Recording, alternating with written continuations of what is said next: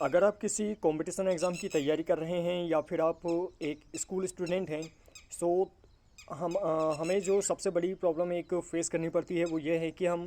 Facts को याद नहीं कर पाते हैं। कॉन्सेप्ट तो हमें थोड़ा बहुत याद रह भी जाता है, लेकिन जो फैक्ट्स होते हैं वो हमें याद नहीं हो पाते हैं। सो यहाँ पर हम ये देखेंगे कि हम फैक्ट्स को किस प्रकार से याद कर सकते हैं, क्योंकि फैक्ट्स कुछ इस प्रकार से होते हैं कि अगर आज हम उसको पढ़ते हैं तो वो उसको हम कल ही भूल जाते हैं और एग्ज़ाम तक तो वो पूरी तरीके से आउट हो ही जाता है। सो यहाँ पर आपको ये याद रखना है कि फैक्ट्स अगर आप याद रखना चाहते हैं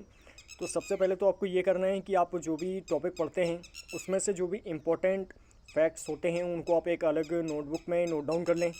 और उसका मल्टीपल रिवीजन आप लेते रहें। किसी भी टॉपिक को याद करने का एक सिंपल सा तरीका बस यही है, उसका मल्टीपल रिवीजन होना चाहिए,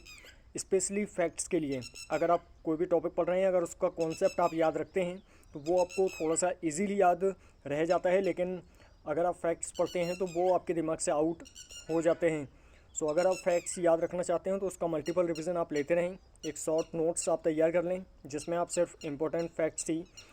लिख कर के रखेंगे और उसका मल्टीपल रिवीजन लेते रहेंगे। और यहाँ पर एक चीज़ ये भी ध्यान रखना है कि अगर आप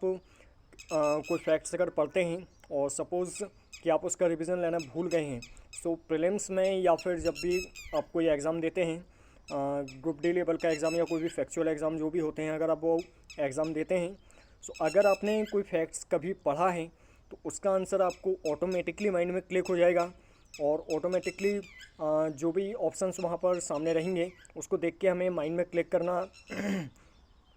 करने लगता है, जिससे कि हम आंसरिंग कर सकते हैं। लेकिन ये काफ़ी रिस्की ऑप्शन है, इसलिए अगर आप किसी भी फैक्ट को याद रखना चाहते हैं तो उसका मल्टीपल रिवीजन आप लेते रहें।